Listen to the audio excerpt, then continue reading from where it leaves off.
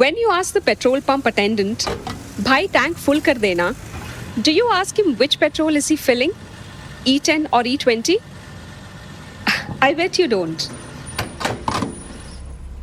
But you are not alone.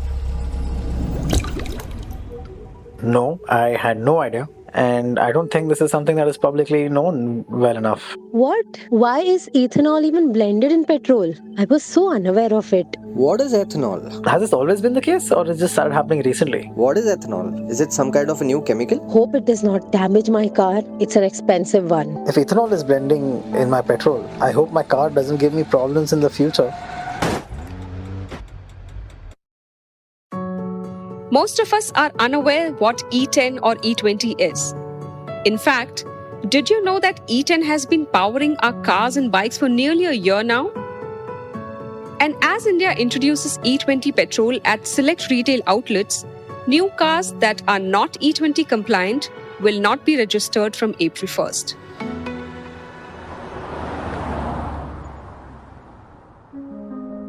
In 2 years from now, E20 will be available across the country, the way E10 is right now. But what is this E10 or E20? And why is it relevant for you and me? Well, the E in E20 is ethanol, and 10 or 20 is the percentage mix in petrol. So E20 blended petrol would mean 80% petrol with 20% mix of ethanol. Eventually, we may see E85 or E100, which means negligible or no petrol in our cars.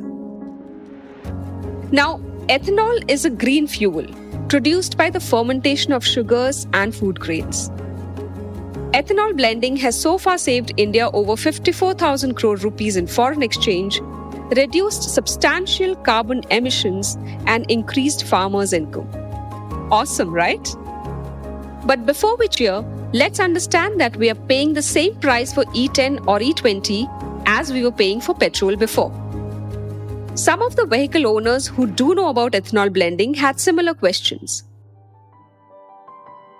From what I understand is that it kind of makes petrol a higher octane, which in the sense they create more energy and less pollution in the same amount. I've read about the cost savings that E10 ethanol blending is meant for the government, but whether it will trickle down to the common person is something that we have to really wait and watch. I think it's a good thing as far as the cost is concerned. I'm actually not sure, as in if the cost is reduced, definitely ethanol is cheaper than petrol in terms of crude volumes. But yeah, if we are paying for 10% of things, the government should reconsider the fuel prices currently if it goes to the E20 stage.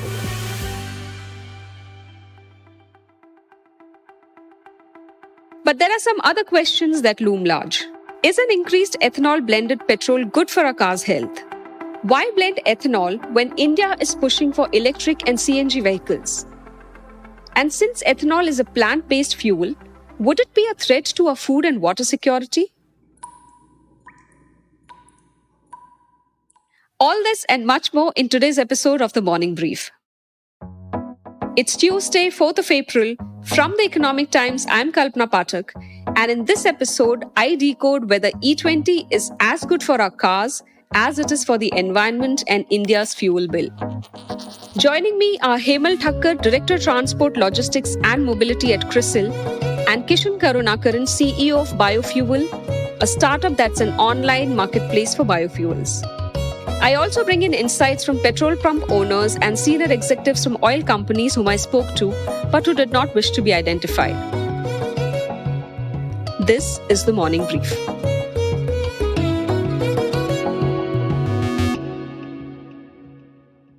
Years ago, Henry Ford used ethanol in his Model T, the first affordable car. But mixing ethanol with petrol came only during World War II when fuel was in short supply. Today, ethanol blended petrol is used in vehicles across the world, with the US and Brazil having 84% of global share. India wants to do the same. Our own journey with ethanol began 20 years ago, but we stepped up on the gas only after 2014. In fact, last year, India achieved a 10% blending norm and, encouraged by the results, we have now advanced our 20% blending targets by 5 years to 2025. But hold on. Ethanol blended petrol reduces efficiency by 7%. Burning 1 liter of ethanol gives around 34% less energy than burning the same amount of petrol. Now, oil companies know that. Auto companies know that. But we don't. A few petrol pump owners I spoke to said that many customers come to them complaining about the quality of petrol at their outlets. Some even allege that they have mixed water with petrol. It is then that the customers learn about E-10 blended petrol. This is what a petrol pump owner said on the condition of anonymity. So, would like to inform that people come to the petrol pump who have ethanol mixed with their petrol and they feel that it is like water, but in fact it is all ethanol. But the mechanics take them for a ride and then the people start complaining that it is water, whereas it is all ethanol. In fact, all vehicles manufactured in India are tuned for E10, but they may not be able to run on a higher blend. What is surprising is that neither auto manufacturers nor oil companies have yet educated vehicle owners on the effects of E20 on their vehicles. Since ethanol absorbs moisture from the air and separates water from petrol, this water corrodes the engine, leading to starting issues. Some petrol pump owners are now educating their customers that it's not petrol adulteration, but the ethanol blending that is the cause. They also display a sign at their outlets advising customers not to pressure wash vehicles as it could lead to water seeping into the engine and damaging it and other parts.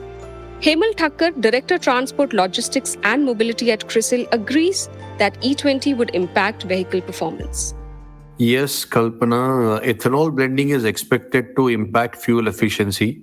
As per our industry interactions, what we come to know is E20 petrol would have about 5 to 7% less fuel efficient vehicles as compared to unblended fuel.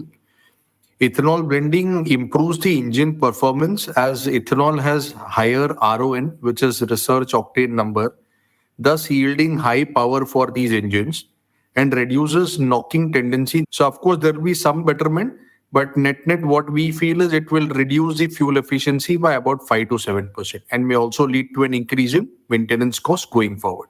So what can be done about it? The current vehicle owners that use vehicles which are not E20 compliant to use, fuel stabilizers or fuel additives or other formulations which could minimize the impact of E20 fuel in their engine and the fuel suppliers to the associated parts. But I think that is something which we'll have to see how it pans out over a period of time, because what we understand is from 1st April, new vehicles will have to be material compliant with E20 and the ones on road or the ones in the park continue to be the ones which are not compliant to E20. And when you say maintenance cost will go up, is there an estimate as to how much will that go up by? Estimate would be a little difficult, but what I could at least say is that the replacement frequency and maintenance cost would increase for vehicles in operation as the corrosive nature of E20 fuel that may lead to corrosion in engine parts, in some fuel lines, maybe in a few plastic and rubber parts also over a period of time. And that is the reason this could lead to higher operation or maintenance cost.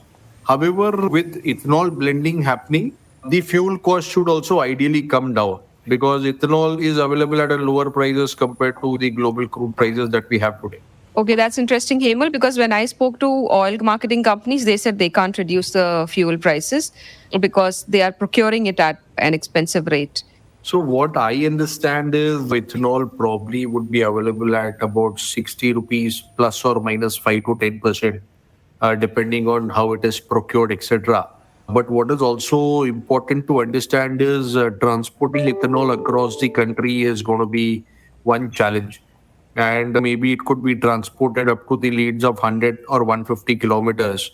But transporting it more than that could lead to logistical challenges. Also, what is extremely critical is because of this, there should be ethanol clusters available across the country at various locations, which we are seeing happening to a certain extent because India slowly, gradually is also moving away from only sugarcane-based ethanol to even cereal-based ethanol. So from that perspective, we are seeing that happening.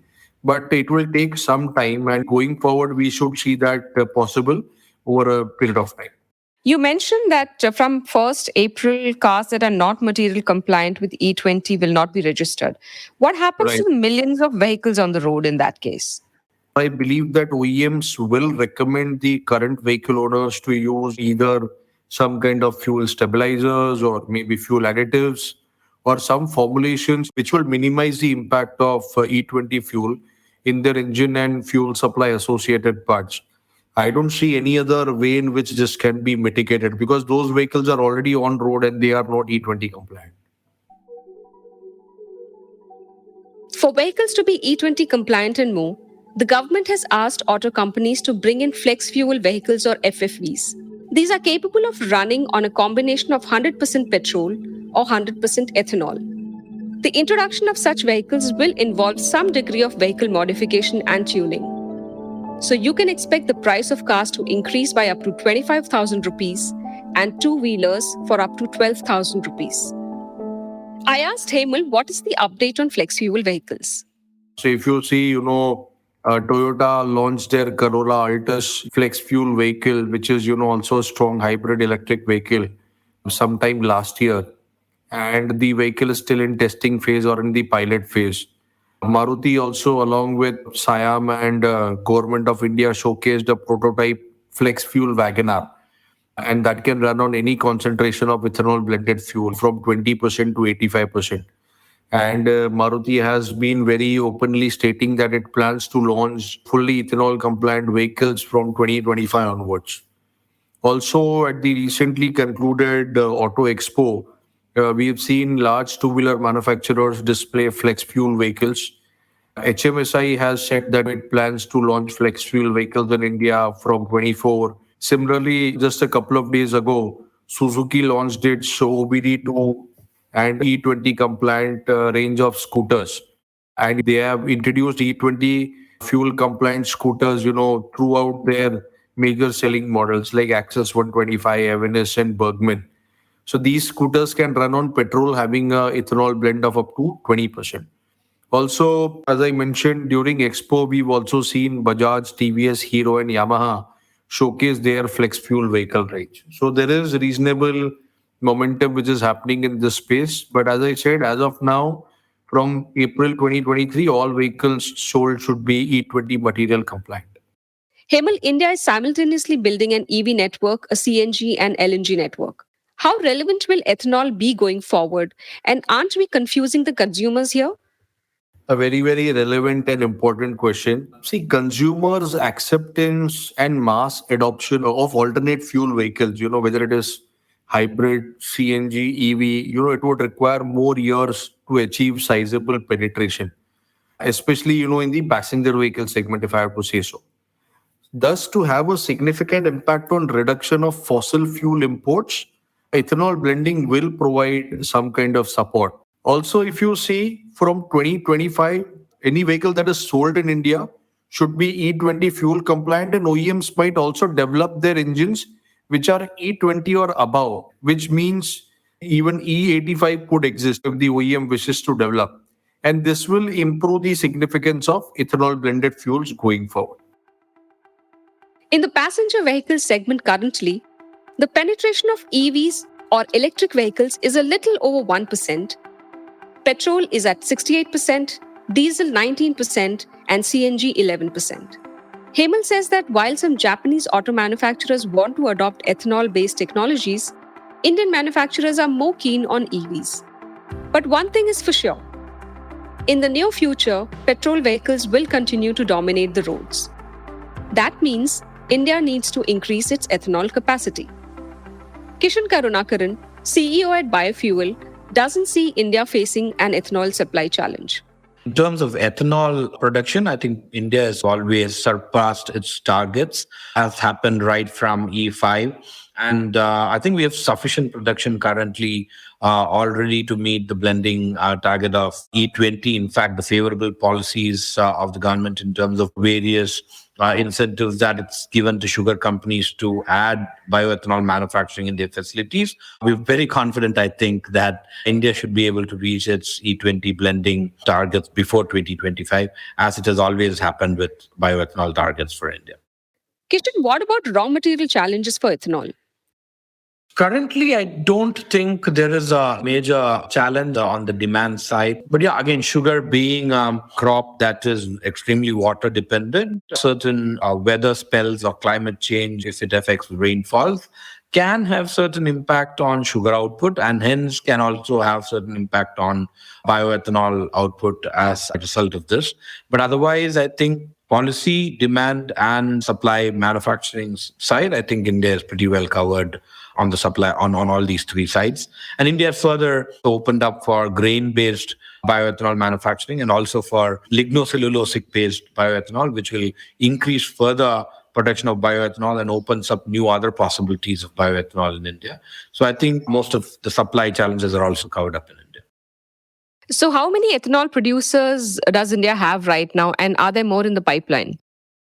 There are at least 15 really big manufacturers of bioethanol in India who probably manufacture close to upwards of 40% of India's total bioethanol output. But more than 50% of India's sugar manufacturers also have doubled up bioethanol manufacturers today because of the various incentives that the government has offered in this particular direction. Additionally, in the pipeline is more towards the new sugar facilities that are coming up with bioethanol facilities. There are certain biorefinery facilities that are coming up in India because India has opened up lignocellulosic 2G-based bioethanol manufacturing. And India has also opened up old grain-based bioethanol manufacturing. So there are a lot of units that are coming up in these directions also based on these technologies. And over the next 2 to 3 years, that's still to 2025, at least another 15 to 20 units will be coming up.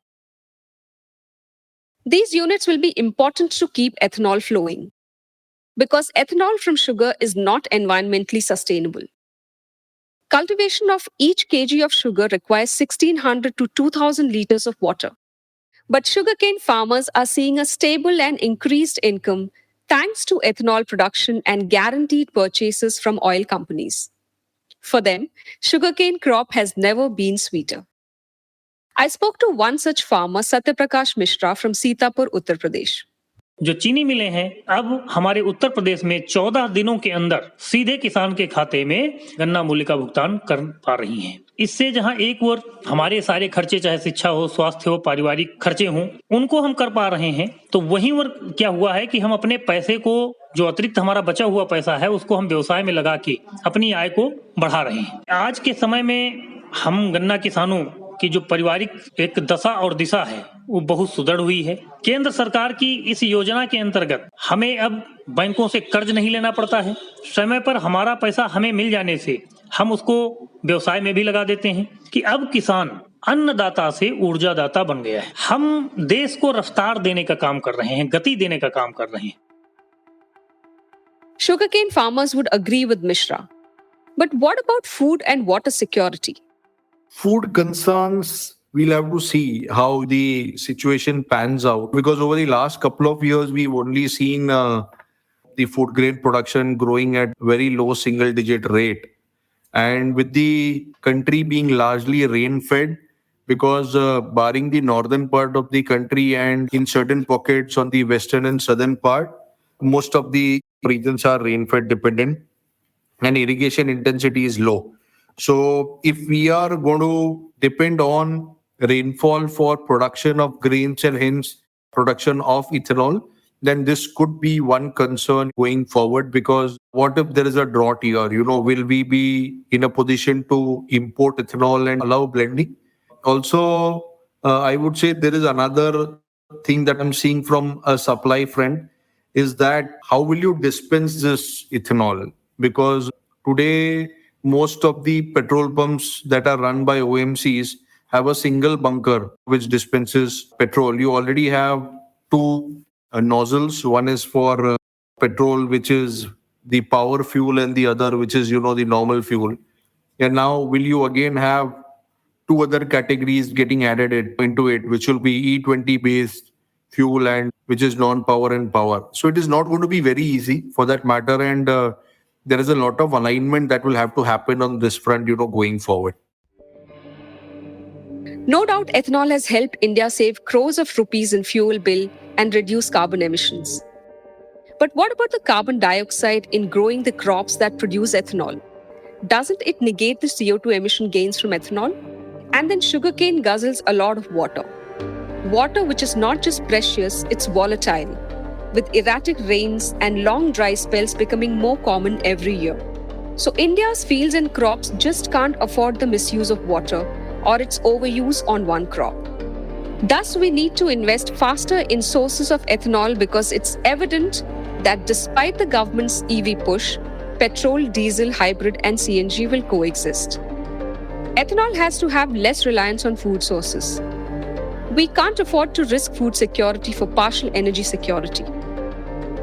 When the US decided to blend more ethanol, it drove up the prices of corn, the main source of ethanol in the country. Amidst all this, it's we the consumers that need to be at the heart of this energy transition. But the benefit of ethanol blending hasn't yet been passed on to us. Plus, the oil companies and auto manufacturers are yet to educate the customers on how to keep the engine of their valuable vehicles in good health.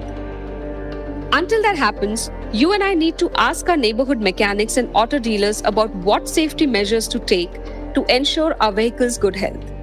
Good luck with your inquiries. That's it for today from me, Kalpana Pathak. You were listening to E-20 Will It Hurt Your Car's Engine? Only on the Morning Brief. A big thank you to Hemal, Kishan for sharing their insights. Sound editor for this episode is Rajas Naik and show producer is Vinay Joshi. Executive producers Anupriya Nair, Anirban Chaudhary and Arijit Barman. We hope you like this episode. Do share it on your social media networks. Don't forget to tune into the new episodes of the Morning Brief podcast every Tuesday, Thursday, and Friday. It streams on Amazon Prime Music, JioSaavn, Spotify, Apple, and Google Podcasts. And of course, ET's own audio platform, ET Play. Have a great week ahead.